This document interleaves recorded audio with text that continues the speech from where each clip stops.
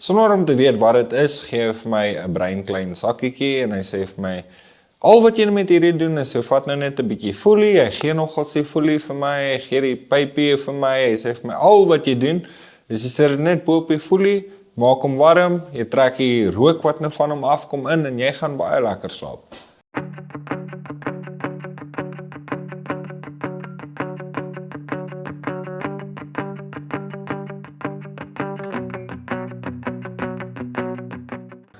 Okay, my naam is André Miller, almal noem my Puma. Ek kom van Mpumalanga se kant af. Ek was daar so in die kinderreise gewees en so voorts. Ek het laerskool kinderreise gedoen, hoërskool, militêre skool daar by Valrivier deurgemaak en tot en met die ouderdom van 17 het die government basies vir my gesorg.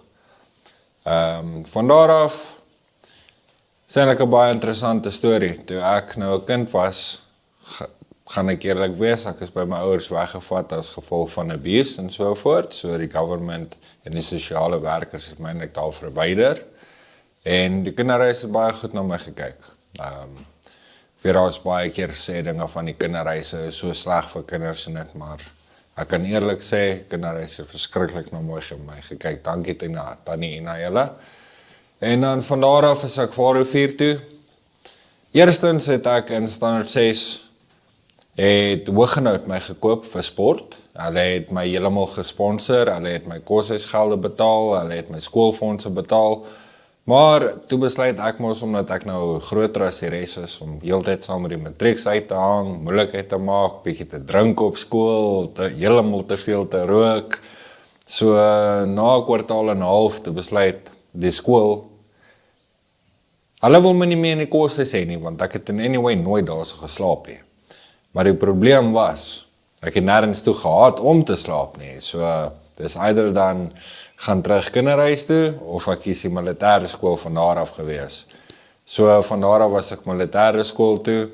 Eerste paar maande het ek daar gesuffer, want as jy mos nou die gewone skole uitkom, dan dink jy mos jy is rammetjie uitnek, jy kan doen wat jy wil, hoe jy wil, en ongelukkig werk dit nie so daarso nie. So daarso is die dissipline baie anders, en die dissipline was mooi gehandhaaf deur die kinders self ook, in plaas van net deur die onderwysers. So die eerste paar maande was my hard gewees daar, basies baie dieselfde as School of Fire. Die eerste paar maande is maar altyd die moeilikste gedeelte, maar sodra jy deur die eerste paar maande kom, dan begin jy uitstyg. En Valrivier het my gevat, hulle het my gevorm, dis te dank aan hulle wat ek so goed in sport geword het, te dank aan hulle wat my dissipline en my akademie so goed was. Ek het op die einde van die dag Pumas rugby gespeel, Pumas cricket, Pumas atletiek, en my akademie was absoluut tops gewees. En ek het opgeëindig as 'n hoofseun daarso by Valrivier skool en hoofseun van die koshuis, hoofseun van Arendsvlug gewees, so baie trots daarop gewees. Toe na skool, toe moes ek nou my eie paadjie begin. Toe het ek my heel eerste werk by begin. Ek was 'n hydraulic assemblertjie gewees en baie klein salaris gekry, R2500 'n maand. Het was moeilik om te oorleef op baie geldjies, maar 'n mens het dit gedoen gekry. Toe het ek nog klub rugby gespeel. Deur die klub rugby het ek nog steeds provinsiale spanne gekry. Ek het Currie Cup onder 21, onder 23 gespeel ook en van daar af 'n bietjie groter gegaan met die rugby. Toe kom my eerste getuienis van die Here. En ek moet sê, dis 'n storie wat nou nie baie mense ken hierso van my nie, maar ek dink is tyd laat ek bietjie meer daaroor gesels. Toe ek teen East Rand United gespeel het, as ek reg kan onthou, dit was East Rand United. Toe breek ek my rug op die rugbyveld, en dit was my eie spanmaat wat van agteraf my rug gebreek het. Ek is van daar af Pretoria Oos toe, daar in die hospitaal geleef. Die hele onderkant van my liggaam, van my bors af en my regterarms, my linkerarm het net 'n pinkie beweging gehad, was heeltemal verlam gewees. En daai tyd het ek 'n meisie gehad, ek het saam met haar na ouers gebly en so voorts. En hulle almal het om my gestaan, 3-4 spesialiste, saam met nog 4-5 dokters om die bed. ekstrale mooi teen die muur op vir ons gesit en vir ons gesê, weet julle wat, hierdie man sal nooit weer kan loop nie.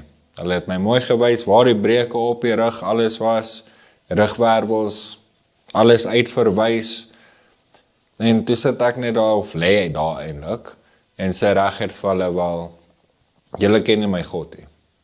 In daai tyd was ek ook betrokke by X3, Lewende Woord, en Ebenezer kerkkampe gewees en sovoorts, en ek was baie lief vir die Here toe ek jong was. En ek het net reg het vir hulle gesê, julle ken nie my God nie. Ek sal hier so uitloop.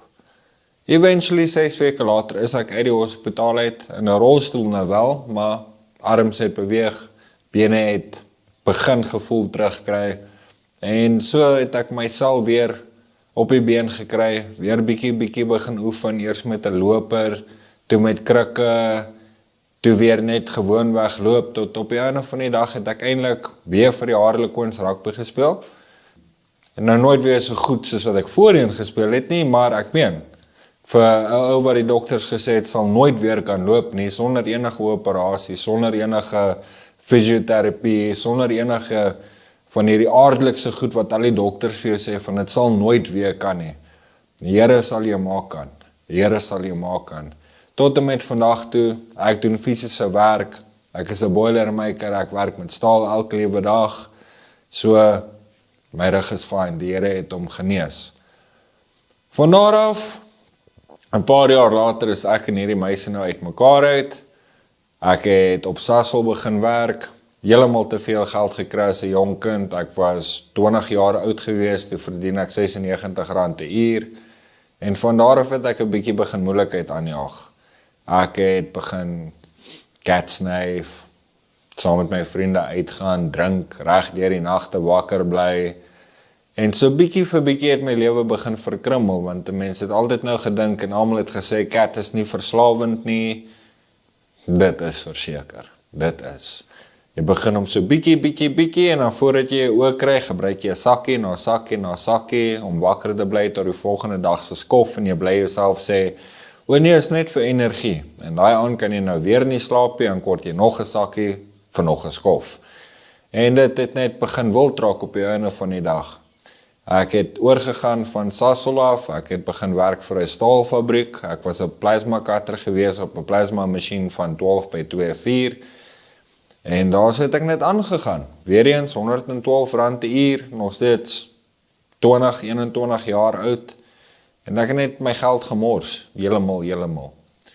En op 'n dag, toe het ek nou nie my overtime en goed ingevul nie, en as gevolg daarvan, toe betaal die company dit mos nou nie uit nie. En ek was so desperaat om my sakke te kry, ek het gesê, weet julle wat, vat julle werk, druk om, ek soek my geld nou of ek loop.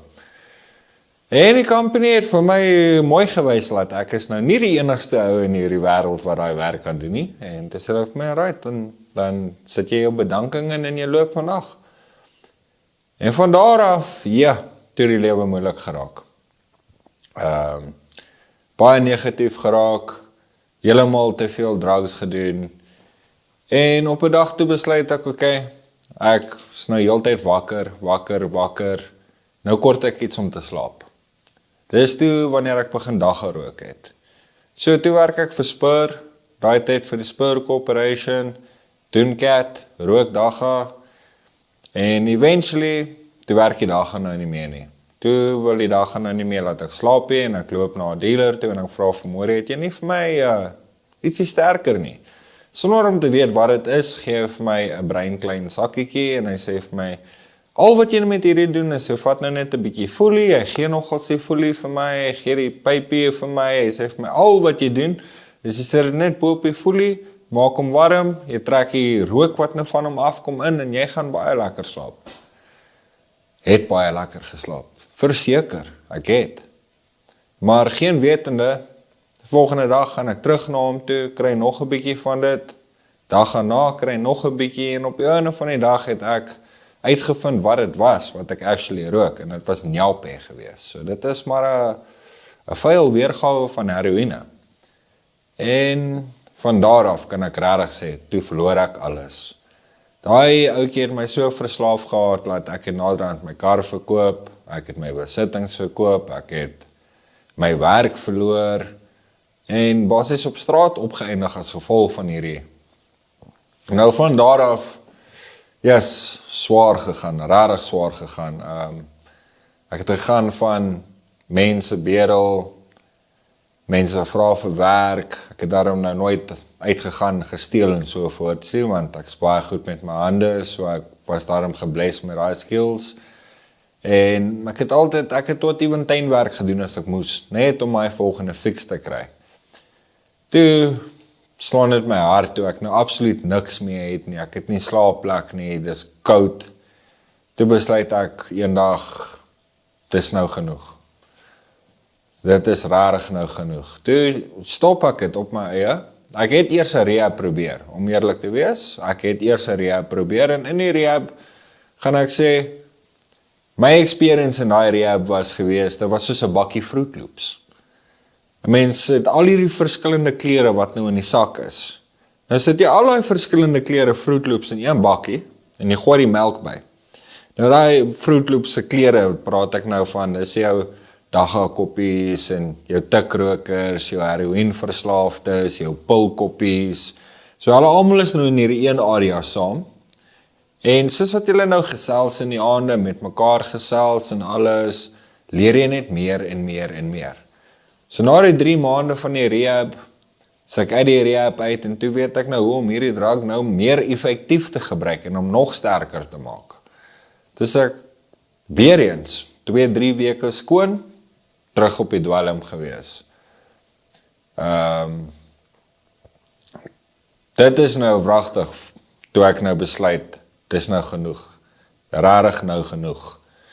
Ek het daar besluit geneem om het heeltemal te los. Ek het die ergste 2 weke van my lewe gehad, terwyl ek kontrak het van die Nyape en die heroïne. En ek moet sê, dit is nou 'n gevoel wat ek nie op enige van my vyande, evenal is jy my ergste vyand, daai gevoel sal ek nooit vir jou wil hê nie, so asseblief julle, moenie eers probeer om heroïne of Nyape te gebruik nie, dit is nie die moeite werd nie.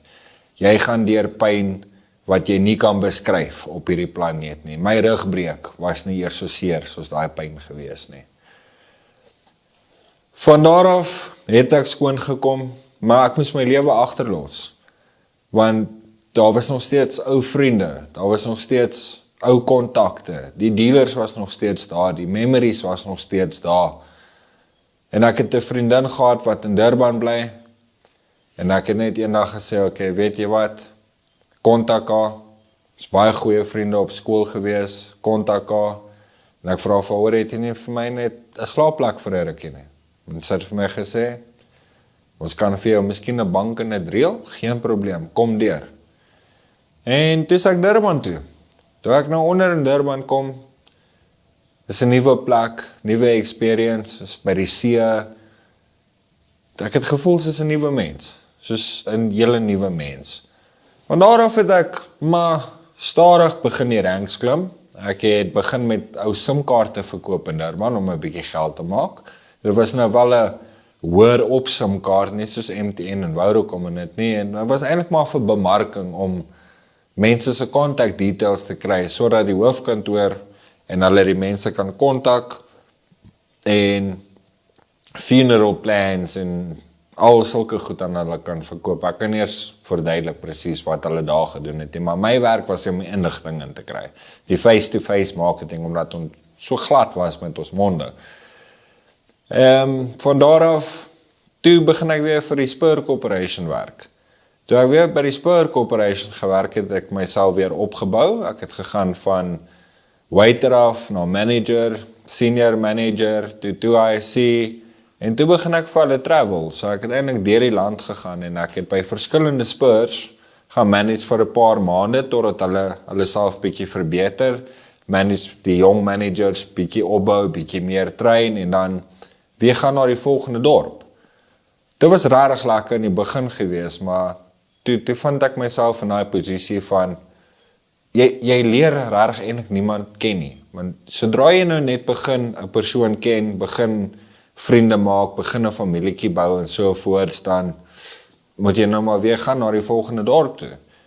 En ja, mense sê altyd, ja, sal in kontak bly, Maar mense kan dit nou sê, mense by enige rehab, enige van jou ou skoolmaats, gaan kyk maar die realiteit, dis gewoonlik 1 of 2 van die 100 wat vir jou sê, jy sal altyd in kontak bly. So, eventually, baie moeg geraak vir hierdie storie, want jy werk van 6 die oggend, reg deur tot 2 die volgende oggend, en dan verwag hulle, jy moet weer 6 uur, 7 uur daar wees, en jou hele lewe hoort aan die bedryf op daai stadium. So toe het een van my vriende in Durban, Matthew Critchfield, het toe eendag vir my gesê, weet jy wat, jy is baie goed met tegnologie, jy is baie goed met jou hande, jy is intelligent, kom kyk by ons company wat ons doen, en as jy daarvan hou, dan kan ons dit vat van daar af. Ek het die oggend daar gekom saam met hulle, en toe was dit nou actually 'n gehoorpraktyk. Iets wat ek nou nog nooit in my lewe gedink het, ek gaan mee deel of enigiets soos dit nie. En sit saam met hom die oggend tot 12 uur die middag, gaan deur 'n paar van sy konsultasies wat ek on the sideline sit en so voorts. En toe 1 uur kom, toe kom die eienaar van die besigheid en hy sê vir my, okay, wel, dit is nou 1 uur, as ek wil, kan ek na huis toe gaan, hulle gaan nie verwag van my om heeldag hierso te sit nie, ek is wel net 'n viewer, ek wil net kom kyk hoe werk dit en so voorts. Dus sê ek vir hulle, maar weet jy wat, hier is vir my baie interessant. Ek dink ek bly saam met Matthew tot die einde van die dag, en dan vat ons dit van daar af. Toe het hy my in die laboratorium ingevat, en dit was nou toe ek lekker, want nou kry jy te doen met al hierdie verskillende tools, jy bou gehoorapparate, so dit is nou 'n dingetjie wat 'n mens weer maak hoor, wat kleiner as 'n 10 sent is. En dit was vir my fantasties om te werk met CPU sets wat 'n 10 sent groot is, maar hy sterker as jou laptop of jou rekenaar wat jy besit. Nou moet jy met draadjies wat dunner as jou hare is, werk, en custom hearing aids bou en so voorts, terwyl jy nog jou konsultasies en alles doen, en mense eintlik help. So, toe daai middag, 5 uur, toe vra hulle vir my, okay, weet jy wat, as jy wil, kan ons jou begin oplei, want ons sien jy het baie belangstelling. Ek moet 'n paar dae gaan dink daaroor en hulle laat weet. Ek het dadelik gesê, ek is in. Kom ons begin hierdie training sommer môre as ek moet. En ek het. Toe het ek daar deur Umhlanga hulle gaan train, en Matthew het my alles geleer wat hy weet aan die laboratorium se kant, en die konsultasie se kant het maar met maande se training en so voorts gekom. Maar 3 maande later, toe was ek voluit op my eie voete in my eie laboratorium met my eie praktyk, en die company het my eie enige gegee om te manage en te beheer. Ek het deur hierdie company ek voluit gekwalifiseer as 'n audiometris, en ek het 'n hearing aid specialist, ek weet nie wat dit is in Afrikaans nie, 'n gehoorapparaat specialist. Ek dink dit sal so wees. Toe word ek dit, en ek was verskriklik trots op myself, ek het weer 'n goeie salaris verdien, goeie flat gehad, my lewe weer opgebou, en toe ontmoet ek, wat ek sou sê die liefde van my lewe was. Ek gaan nou nie haar naam noem nie, 'n pragtige klein rooi koppie, ek het haar ontmoet daar so op die Durban promenade, en ek het regtig gedink, sy is fantasties. Ons het mekaar begin date, bietjie uitgehang so voorts, en kort voor lank, toe is ons voluit in 'n verhouding. En omtrent so 6-7 maande later het sy saam met my ingetrek, ons verhouding het gehou al die pad reg deur wat 7,5 tot amper 8 jaar later, wat ons verhouding gehou het. Maar die snaakse ding van hierdie verhouding is, sy was saam met my toe ons nou op ons eerste offisiële date gaan, so sy het my geken toe ek nog my tande gehad het. Maar toe ons nou op my heel eerste date gaan, wat ek kan nou uitvat na Ushaka Marine World toe gaan sy nou af by die Cobra, en ek sê vir haar, okay, ladies first, en sy gaan eerste af, en soos wat ek afgaan by die slide, bou ek 'n bietjie te veel spoed op, draai heeltemal om in hy slide, en ek slaan my gesig heel eerste in hy slide vas. Hierso is my voortande alles deur my lip, en ja, daar was net gories gewees. Hierdie tande is gebreek, dit is uitgeslaan, hierdie kant van my mond is heeltemal weggeslaan. Ek moet steke deur my lippe kry, steke in my verhemelte, van my tande moet uitgehaal word. Maar weet jy wat, sy het by my gebly. Dit is wat ek maak, dit het my gemaak glo, laat sy is die een vir my. Van daar af natuurlik weer plaatjies, valstande en voorbereiding gekry vir permanente tande. En soos ek sê, 7,5 jaar later was ons nog steeds saam gewees. Maar terwyl ons saam was, het ons natuurlik ons probleme opgetel. En dan kan nie die probleme op haar blameer nie, want ek is die ene wat toegelaat het laat dit gebeur, en ek is die ene wat toe op die einde van die dag begin drink het.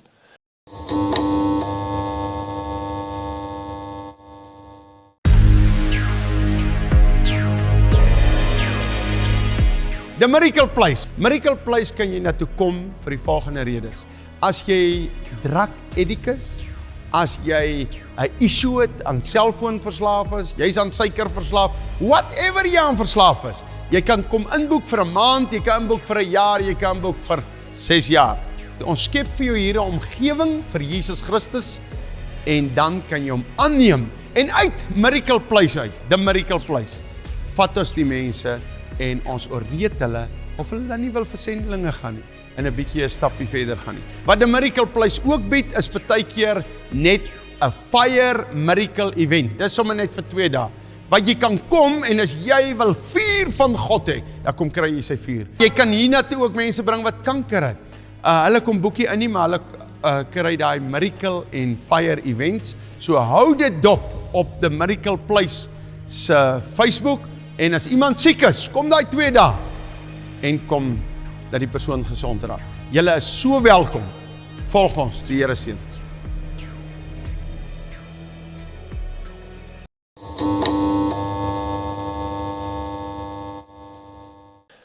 Dit het begin by 'n biertjie, dit het begin by elke nou en dan, of net elke naweek. Maar toe ek en sy nou begin probleme optel, ons sy het op my verneek, en ek het haar vergewe, haar teruggevat, maar verhoudings is dan daarna nie dieselfde nie. En toe het ek probeer om my probleme heeltemal te begin wegdrink. So elke dag as ek van skof af gekom het, die heel eerste ding wat ek gedoen het, is stop by 'n bottelstoer. En eventually het dit so erg geraak, dat ek sommer op die job begin drink het. Groot foute daarso gemaak. My praktyk heeltemal opgeneek as gevolg van ek is dronk by die werk en sovoorts, en eventually het die company my laat gaan. Wat ek blameer hulle nie. Vandag kan ek terugkyk en sê ek sou presies dieselfde gedoen het. Ek sou daai tyd was ek regtig baie hartseer, baie geskok, want ek het hierdie praktyk wat besig was om oop te maak, eintlik gebou tot 'n top 10 in die land van Suid-Afrika. En nou moet ek hom verloor. So, dit is toe ek nog 'n bietjie breek. Maar van daar af het ek toe werk gekry by Pick n Pay, en ek het getrek na die Noord-Kaap toe. Manager daarso geword en alles. Maar nog al die pad gedrink. Nog al die pad. Toe ek nou weer 'n nice plekkie kry om te bly en alles, toe bring ek haar van Durban af, deur na die Noord-Kaap toe en sovoorts.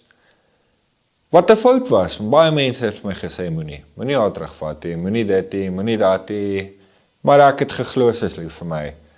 En al maar weer Noord-Kaap toe gebring en net verder gedrink, en probeer vergeet van wat in die verlede gebeur het, probeer vergeet van die seer wat ek gehad het. Ek het letterlik net al my probleme probeer wegdrink. En dit het nie gehou nie. Dit het rarig nie gehou nie. So as ek 'n werk gekry het, paar maande gehou, ek dink ek het by Pick n Pay vir 1 jaar en 'n half gewerk, en toe is dit ook nou maar daarmee een, want ek het een aand gestaan en sommer 'n liter boks wyn na so buite die winkel, net nadat ek die winkel gesluit het. Die kamera kan my nog sien, toe besluit ek, sluk hy liter voordat ek in die company kar klim en huis toe ry. So, ja, toe verloor ek my werk nou daarso ook, en toe gaan dinge rof weer tussen ek en haar. Nou, daar was altyd baie geld gewees. Dit is die een ding wat ek kan sê. Ek was gebless met baie geld. So ek kon mooi vir haar sorg, ek kan alles vir haar gedoen het. Alles wat sy wou gehad het, kon ek vir haar gee. Alles wat sy wou doen, het ons gedoen. Alles wat ek gekoop het, was cash gewees. Ek hoef nie baie skuld te gemaak het nie. En toe kom ek eendag by die huis. Toe werk ek al 'n tydjie nou wat ek nie werk gehad het nie, vir 'n rugbyklub. En as 'n mens vir 'n rugbyklub werk, toe doen ek maar al hulle maintenance werk in die plekkie, maar ek was ook 'n barman in die aande gewees. En as 'n mens by 'n rugbyklub werk, die mense is nogals geneig om te drink, want die customers wil hê, jy moet nou saam met hulle drink. En vir 'n persoon met 'n drankprobleem, glad nie 'n goeie idee nie. En eventually het sy vir my gesê, hoor hierso, as jy gaan aanhou drink, dan gaan dit die einde van ek en jy wees. Dit is nou nadat ons verloof is en beplan om te trou en al daai goed. So sy het tot ewen by my gebly nadat ek my werk verloor het en alles. Maar sy het vir my gesê, as ek gaan aanhou drink, gaan dit gebeur. Ja, ek het dit nie geglo nie, want sy is nou al soveel jaar saam met my en so dependent op my en ek is haar enigste bron van inkomste. So ek het maar net aangehou. En as ek maar dronk by die huis gekom het, het ek geweet, sy sal vir my sorg, sy sal my in die bed kry. Ek het al vir granted gevat. So, even met al ons probleme wat ons gehad het, was sy baie goed vir my gewees. Rarig baie goed vir my gewees. En toe eendag, gaan werk toe, sy het my die vorige aand weer eens dronk uit die mense se kar uit kom haal, my huis toe in die huis ingevat, in die bed gekry, volgende oggend weer wakker gemaak, wakker gekry. En ek gaan weer werk toe daai middag. Daai aand kom ek so 1 uur die oggend by die huis. Dus die helfte van my huis leeg. Sy is weg, my diere is weg, my katte is weg. En toe slaan die realiteit my van, sy het nie gejoke nie. Toe is ek heeltemal alleen. En van daar af het ek toe nou nie weer geweet wat om te doen nie. Toe kyk ek weer diep in 'n bottel in. En ek probeer weer my probleme wegdrink. Eventually het ek besef, ek het 'n probleem met alkohol. Ek het besef, alkohol is net soos 'n dwelm. Rarig, 'n mens kan probeer kyk na hoe dit wat jy wil. Dagga, heroïne, alkohol, ek dink is dieselfde ding. Want met heroïne en dagga, wat jy doen is, jy berook jouself om te slaap en te vergeet van jou probleme. Met heroïne spuit jy hom of jy rook hom, totdat jy vergeet van jou probleme, om in die slaap te kan raak en jouself te blackout. En wanneer jy drink, dan drink jy totdat jy gesuip is, gaan bietjie verder, totdat jy aan die slaap blackout, en die volgende dag word jy wakker en doen maar net weer dieselfde ding. So, die enigste verskil van die drie vir my was, alkohol kon jy maklik kry. Dit is by enige borrelstoer beskikbaar. Jou vriende nooi jou om bier saam met hulle te gaan drink. Enige plek waar jy gaan, enige bar, enige restaurant, heeltemal normaal om te drink. En ek dink dit is waar ek vasgevang geword het, want nou judge niemand my mos so erg nie, want dis is so erg nie, is net alkohol.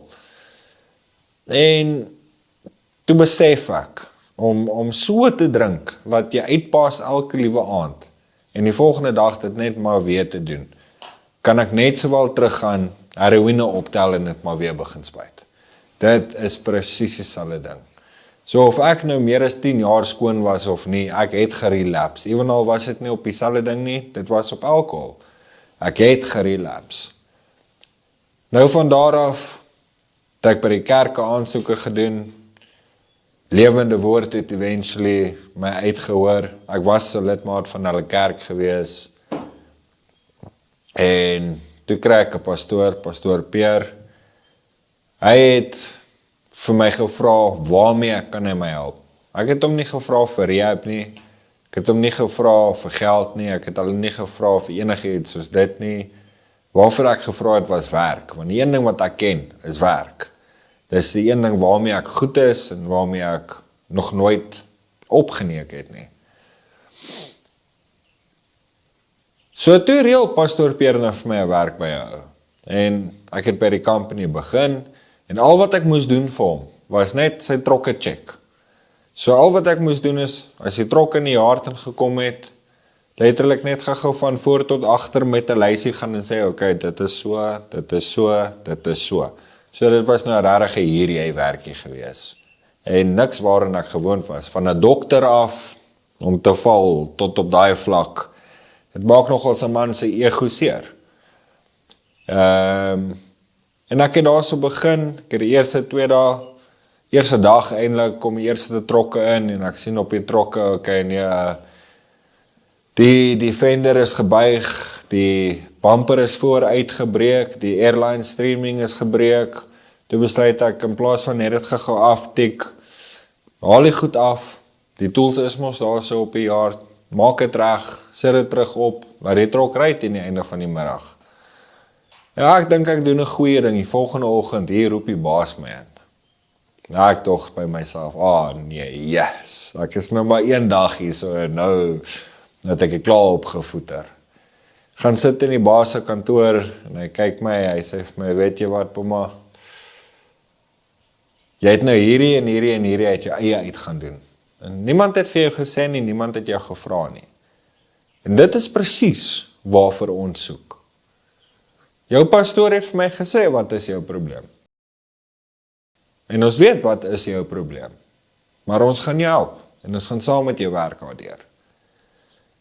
Ek was baie geskok geweest, want besigheidseienaars doen dit nie gewoonlik nie. Dit is, sodra hulle uitvind jy het 'n probleem of iets soos dit, either hulle gee jou nie die werk nie, of hulle gaan jou so agterhou, laat jy eventually die werk sommer self los, en net laat gaan.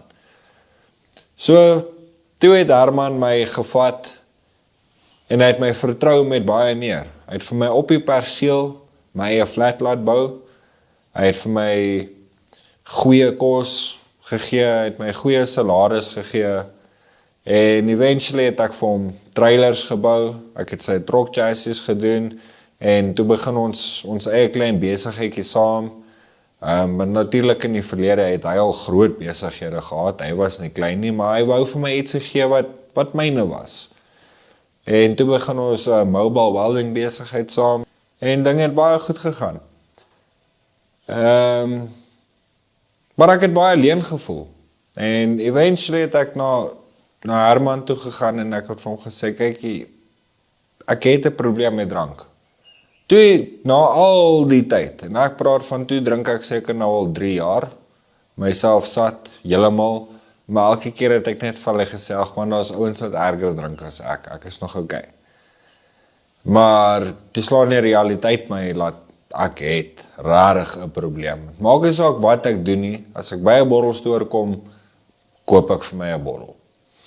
En dan sit nie van mix, coke en al daai goed by nie, dit is, ek soek net daai bottel, ek soek niks anders nie.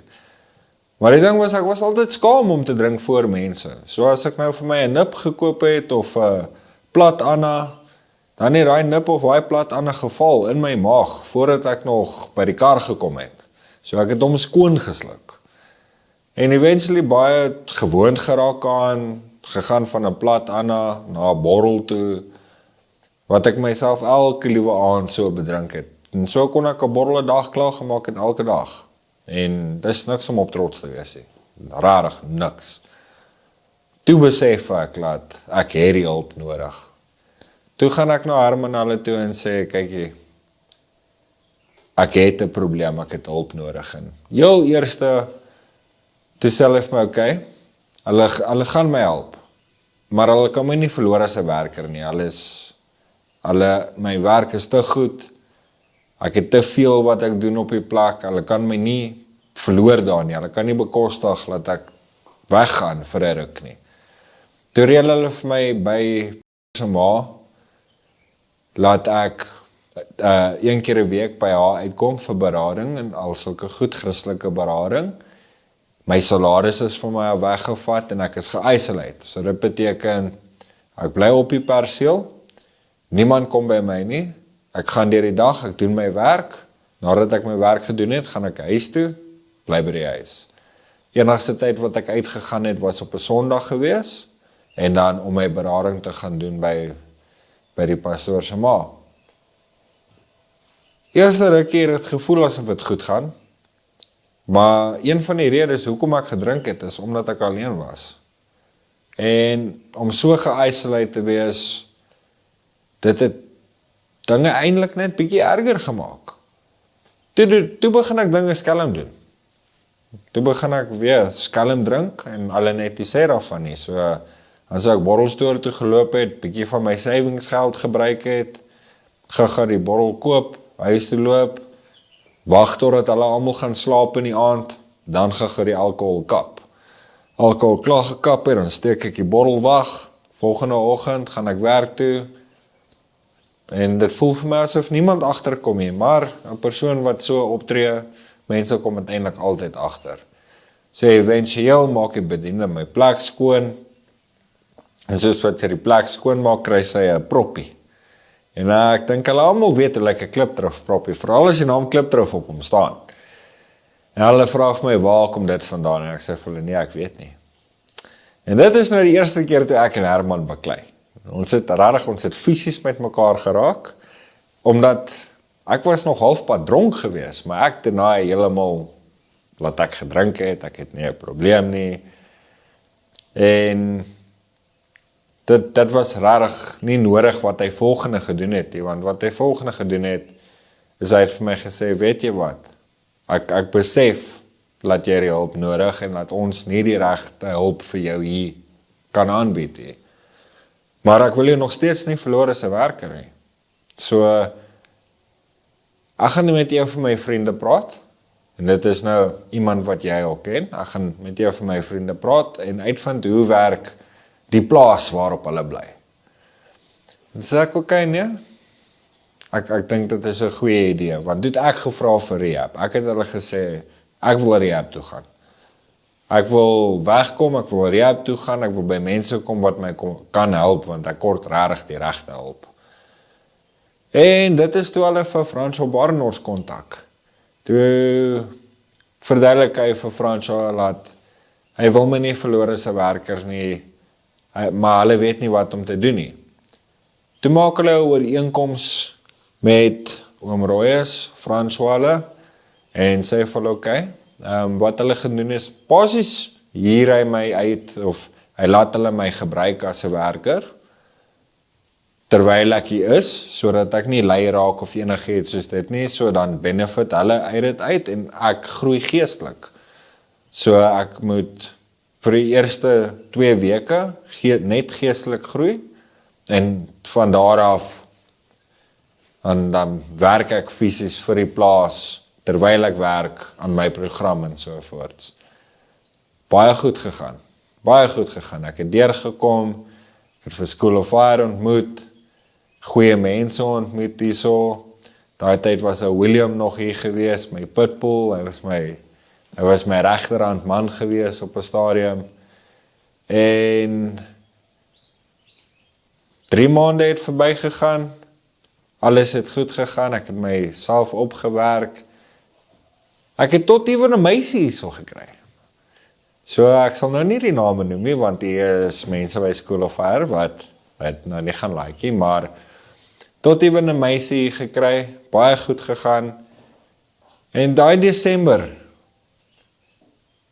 toe daag Herman hulle ewe skielik hierso op, en hulle sê vir my, weet jy wat, jy gaan op vakansie, jy kom saam met ons.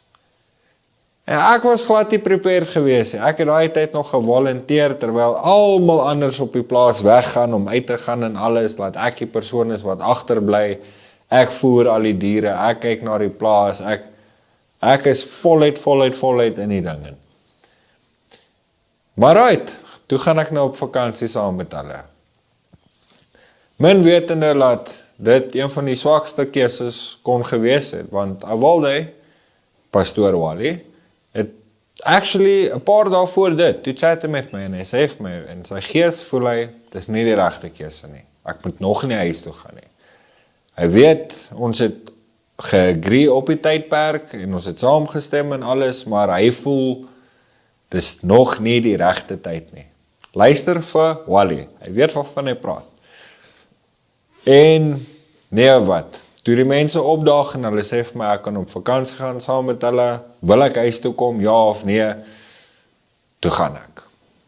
Van daar af, lekker gaan vakansie hou saam met hulle, jetski gery, the whole works, Kersfees spandeer daar, my verjaarsdag daar gespandeer, alles goed gegaan, helemaal lekker vakansie gehou vir 3 weke, Nuwejaars was moeilik geweest, maar daarso het ek ook besef dat ek kan, as ek nou regtig wil. Want dit was honderde mense om ons gewees op daai oorde gewees, wat almal nou Nuwejaars lekker gooi. Wat het ek gestaan en doen? Ek myself besig gehou met braaiers. So ek het die hele kompleks, almal wat wou het net hulle vleis gebring en ek het gebraai. Ek is goed met dit, so ek braai om myself besig te hou. Nuwejaars het verby gegaan, Januarie het gekom, terug by die werk, alles het goed gegaan. En eventually het ek nou weer daai alleen gevoel gekry. Weet nie hoekom nie, maar ek het weer begin alleen voel. En al wat ek moes doen was praat. En dit het ek nie besef nie, ek moes net praat. Mense was daar om vir my te luister en ek het besluit om teen dit te gaan. En stil te bly. Teen my gevoelings, teen hoe ek voel, het ek net besluit, hou dit stil. Bly stil daaroor, hou dit in, jy is 'n man, jy gaan nie mou nie, jy gaan nie kla nie, maak nie saak hoeveel die werk word nie, jy gaan nie mou nie, jy gaan deurdruk en jy gaan dit doen.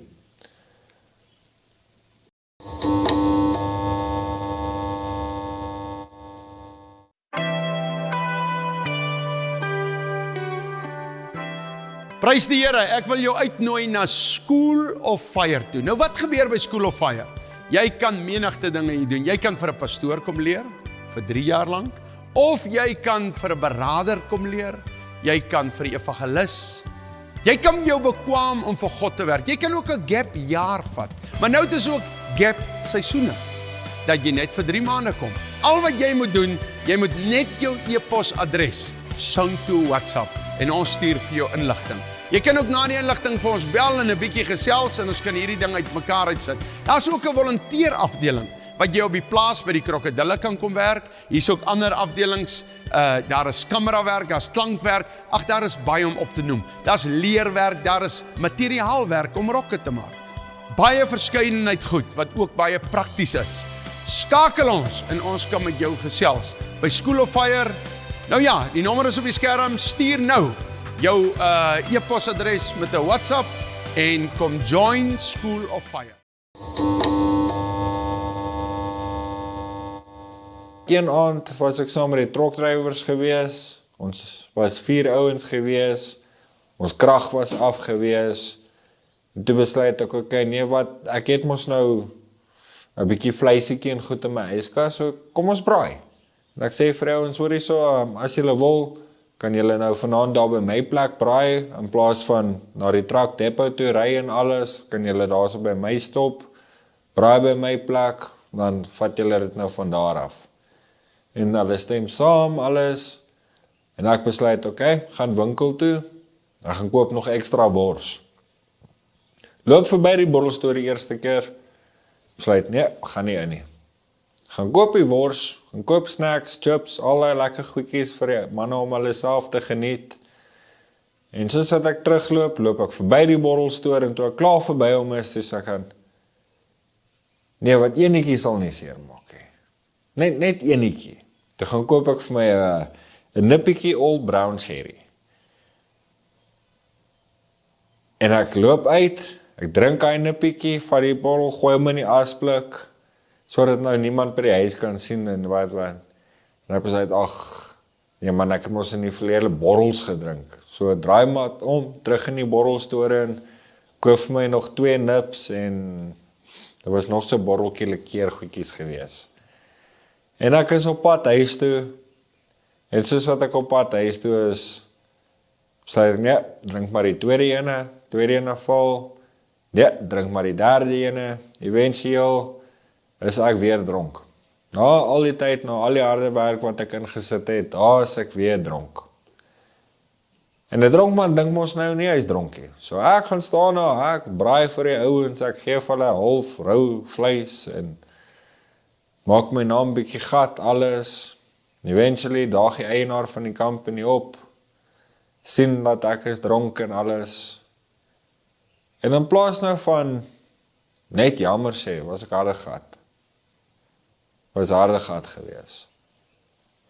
Dit is nou toe ek besluit, okay, nee, nou gaan ek myself, dit was nou tyd gewees, ek sê jammer. Volgende oggend, ek word wakker, besef wat het ek gedoen, en hierdie mense besluit om my nog verder te help. En ek het daai alleen gevoel gehad, en hy wou net nie weggaan nie. Eventueel kom ek terug School of Fire toe. Ek vra, hoor jy so kan ek terug gaan alles? Hulle sê ja, nee, ek kan terugkom. En ek kom werk weer vir School of Fire. Baie goed gegaan. Heel gelukkig gewees, en ek was hier so toe weer vir 'n jaar gewees. En baie dinge het heeltemal verander. Ek het daai tyd besluit, okay, ek volg die Here meer. Ek gaan bietjie meer vir mense luister, bietjie meer fokus op my studies, ek hou op rook, doen alles reg, voltyds op die plaas werk. En ek het myself opgebou op die raad, ek was hoofkoördineerder gewees, ek het hoof van School of Fire al gehardloop daai tyd. So ek was behoor al die leiers gewees, enige besluite wat gemaak geword het ook deur my gekom. So ek het regtig myself baie goed opgebou. Toe besluit daar 2 spesiale ouens om my te blameer van iets wat ek nooit gedoen het. En ja, dit is nou toe ek verskriklik kwaad geword het, want ek word ingeroep vir 'n meeting, en ek werk al vir daai hele week op 'n plaas, langs ons plaas, en ek is heeltyd saam met die man en sy vrou, heeltyd onder oë, heeltyd geselskap met hulle, en ek het my beste vriend op daai stadium was by my gewees, hy was ook heeltyd saam met my, so baie bewyse, baie witnesses, maar ek kom toe terug hier so by School of Fire, en ek word blameer van tik rook en al daai goedjies. En ek het nog nooit tik gerook, dit is nou regtig nou die een ding wat ek nog nooit gedoen het. Maar natuurlik, hierdie ander kringetjie, ek gaan nou nie name noem nie, maar hierdie ander kringetjie het 'n groot jaloesie gehad teenoor my en my span, want ek en my span het dinge op die regte manier gedoen, hulle het dinge bietjie op die verkeerde manier gedoen. So, eventueel word ek weggejaag van School of Fire af.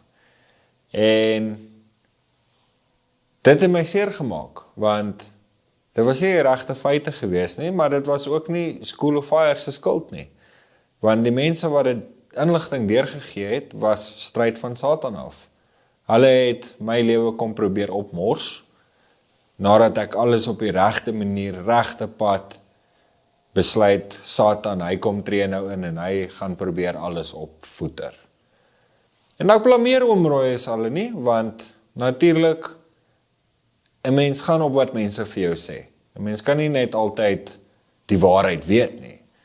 So as nou 3 mense een ding sê, dan gaan jy dit natuurlik glo. Maar toe gebeur dit, toe is ek nou weg van School of Fire af. En ek het opgemors, dit was die grootste fout. Die volgende dag het oom Royce letterlik my probeer bel, dat ek terugkom, want toe kom die waarheid uit. Toe probeer hy my bel, dat ek terugkom, ek het nie die foon geantwoord nie. Ek het plan gemaak om in die dorp te kom, buskaartjie gereël, al daai goedjies, en toe is my bus 2 dae gedelay. En wat is die heel eerste ding wat ek doen?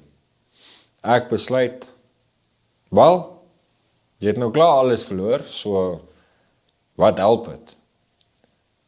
Gaan Rachel borrelstoor toe, koop weer drank.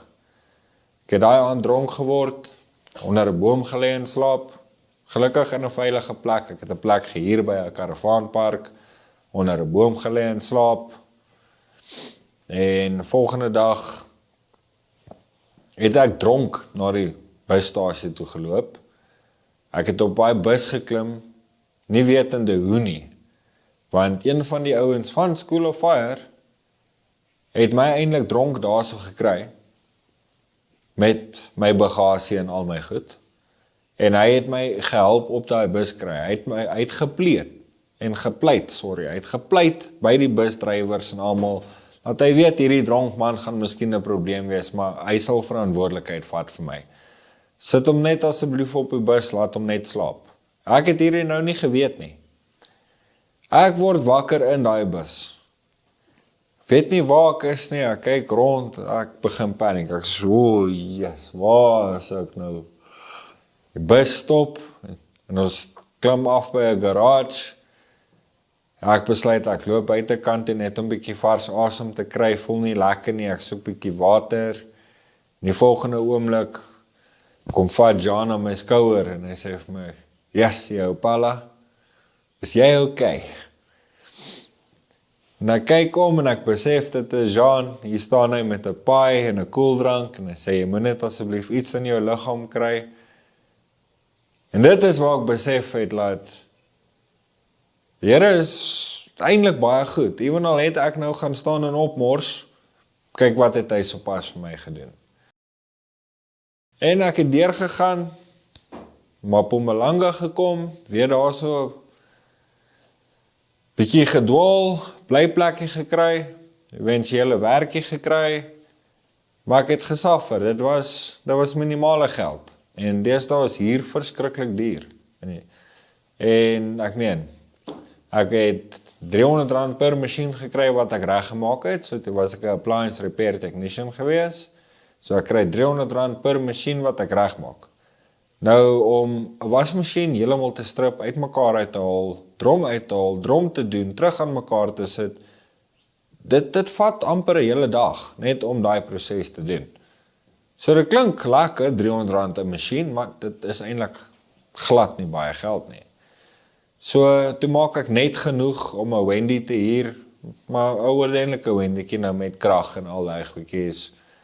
En kosgeld was baie skaars gewees, want betaal jy nou jou huur voluit vooruit, het jy heel moontlik nie geld vir kos nie. Betaal jy nou vir jou kos, dan het jy nie 'n blyplek om te bly nie. En so het ek gebly float en ek het besluit my geesteslewe gaan ek hou. Maak nie saak wat nie, ek gaan vashou aan my geesteslewe. Dis die een ding wat ek geleer het by School of Fire, dat solank jy by die Here sal wees, sal hy by jou wees. En ek het besluit, weet jy wat, gaan kerk toe. Ek het 4 keer 'n week kerk toe gegaan, ek het begin uithelp in die gemeenskap, ewenal het ek nie geld gehad nie, het ek discipleship werk gedoen, for serving disciples en so voorts. Terwyl ek eintlik ook hulp nodig gehad het, het ek besluit, dis nou maar so, ewenal self vir ek, gaan ek myself nog steeds opgee. En dinge het sleg gegaan. Ek het eventually gevoel dat ek doen alles reg. Ek het alles onregverdig in die lewe. Ek gaan kerk toe, ek gee myself uit, maar tog staan daar so in die Bybel en alles dat jy sal prosper. Maar toe besef ek by myself ook dat terwyl ek kerk toe gaan, terwyl ek al hierdie regte goedjies probeer volg, loop ek nog steeds met woede en wraak in my hart. Ek het nog nie vergewe wat vergewe moes word nie. En dit is toe ek eventually besef, ek gaan kerk toe vir die verkeerde rede. Ek gaan kerk toe omdat daar vir my gesê was, gaan kerk toe. Ek het nie kerk gegaan omdat ek regtig daar wou wees nie. Ek het daartoe gegaan omdat ek beter wou voel oor myself. Toe begin ek kerk heeltemal anders sien. Toe begin ek besef dat moenie net op 'n Sondag kerk toe gaan omdat mense verwag jy moet na kerk toe gaan nie. Jy moet wil gaan. As jy nie wil kerk toe gaan nie, moenie. Maar dan help dit nie. En ek het so 2-3 Sondae weggebly af van die kerk af. En eendag wakker geword en ek het net 'n boodskap in my siel gekry wat vir my sê, gaan terug. Gaan terug, gaan sê jammer, gaan pleit. Maar voordat jy teruggaan en gaan pleit, sit eers hierso, huil jou oë uit en sê jammer. En ek het. Hoe kan ek het stel? Toe besef ek, dat daai lonely gevoel en alles, is weer eens net Satan wat intree. Hy kom haal my bietjie vir bietjie uit. En ons het daai week 'n crusade revival kursus by ons kerk gehad, en daar is ouens van Amerika, baie hooggetreinde pastore en daai aand kom hulle na my toe en hulle sê vir my, ons het 'n boodskap oor jou gekry, spesifiek oor jou. En dit is, jy moet teruggaan waar die studies is. En ek sit daar en ek dink by myself, okay, hierdie ouens sê nou goed dat hulle dui my uit. Want ek meen my tegnologie is klaar, my boilermaking is klaar, my audiometris kurs, ek studeer niks. So waartoe moet ek nou gaan? Ek studeer mos nou niks nie. Die volgende oggend loop ek, gaan werk toe, daai middag loop terug huis toe, en net soos wat ek aan die ander kant van die brug kom, stop hierdie einste Jack, wat nou daai tyd saam met my op hierdie plase gewerk het, stop hy langs my. Eerste reis 'n bietjie voor uit die pad, en die van stop, en die van begin reverse, en hier in Suid-Afrika as dit gebeur, dan is 'n mens maar 'n bietjie skrikkerig, en ek stop en ek kyk hierdie wit van wat nou reverse, en gelukkig was dit 'n main van, een van hulle breakdown vans gewees, en soos wat hy nou reverse, so dink ek by myself, okay, nou wat nou? Raai wie's in die van? Dit is die einste Jack. En hy sê vir my, weet jy wat, né? Oom Roy is môre 30 km van hier af. Wil jy saam met my gaan kuier? Ek gaan daar so gaan kuier by hulle môre. Ek sê vir hom, ja, ons, kom ons gaan sê hallo. En die volgende dag, kry reg die middag, gaan saam met Jacques deur, hy kom laai my op, ons gaan tot by oom Roy is, en oom Roy sê vir my, weet jy wat, vir dit wat gebeur het, is hy verskriklik jammer. Daai het my al klaar 'n baie ander prentjie gegee, want eerstens, ek is die een wat nie sy oproep geantwoord het nie.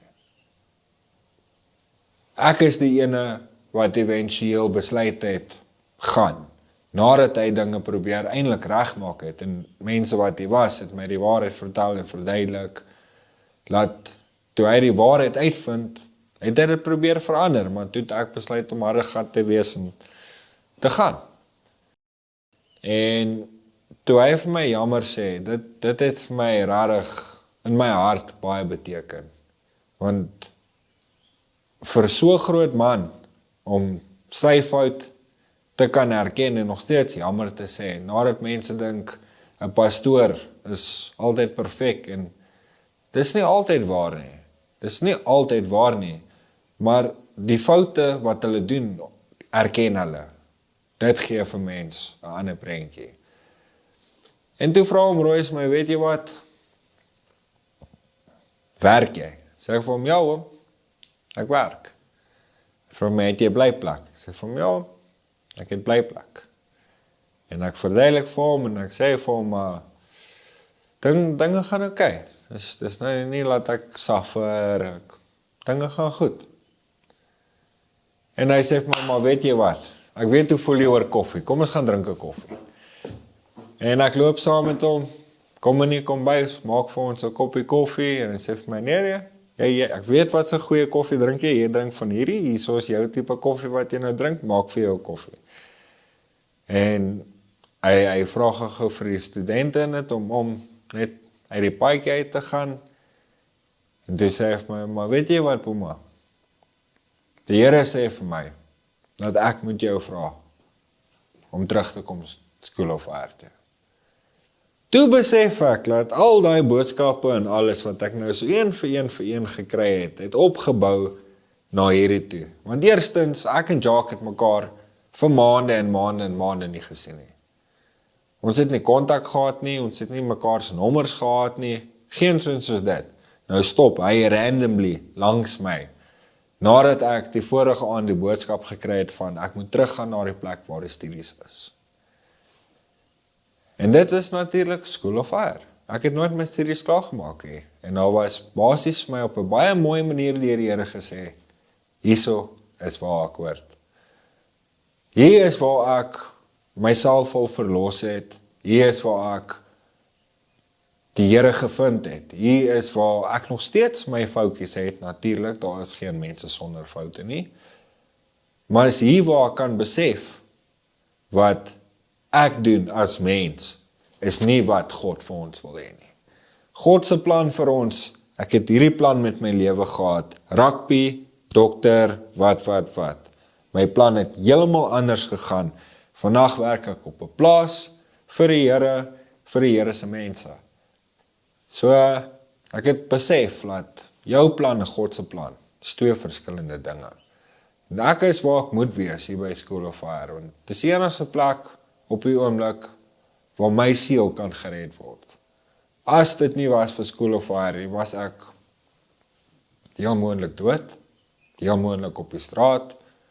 Ek weet nie waar ek sou gewees het nie, en ek moet vir hom rooi is en vir elkeen van die span sê dankie. Ek waardeer dit regtig baie. En ek wil vir die res van Suid-Afrika ook sê, School of Fire is 'n goeie plek. Dit is 'n goeie plek om die mense in te stuur. Eerste maand of 2, sal dit heel moontlik nie so lekker wees nie, want jy wil die lekkerte hê.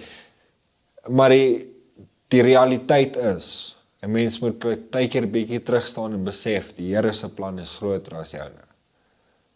Hier het ek al gesien waar mense val, waar mense opstaan, waar mense opgebou word. Die uitreike wat hulle doen, die miracles wat gebeur by School of Fire, die mense wat hulle help, al vloek hierdie mense hulle, al gaan hulle teen hulle wil doen dinge wat heeltemal teen School of Fire is, heeltemal hierdie plek se reputasie wil opneek, heeltemal die plek benadeel. Ek praat van steel, breek die geboue af, ensovoorts. Maar tog word daai persone gehelp. Word nie weggejaag, word nie weggegooi nie. Daai persone word gehelp. En ek moet sê, dit is een van die redes hoekom ek hier wil wees. Want ek is nou nie een van die pastorale studente nie. Ek werk ongelukkig nou elke dag op die plek. Maar deur my werk en net deur om hier te wees, leer ek so baie van die Here by hierdie mense, dat ek sal nooit weer dieselfde kan kyk na die lewe nie. So dit is my storie. Ek het begin van kinderhuis lewe af, na die verkeerde kant van die lewe toe, eers die regte kant, toe na die verkeerde kant van die lewe toe, weer na die regte kant van die lewe toe, begin drink en sovoorts, en op die einde van die dag, sê Here se plan met my om net hier te wees waar ek is. En ek gaan nog sterk, en sal nog sterk gaan. So, die Here het 'n plan, moet nooit opgee nie.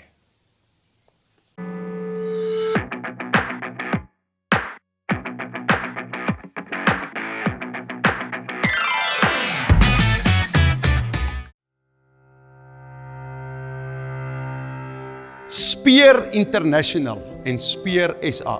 Speer SA is Speer Suid-Afrika. Nou, wat ons doen, is ons stuur sendelinge uit.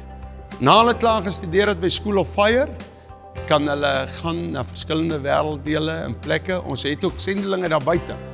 U kan ook bydra by dit. Mense daar buite het partykeer ondervindinge jare al vir Jesus. Hulle het nie 3 jaar gestudeer nie, maar hulle wil ook graag sendelinge raak, maar hulle kan nie vir 3 jaar kom nie.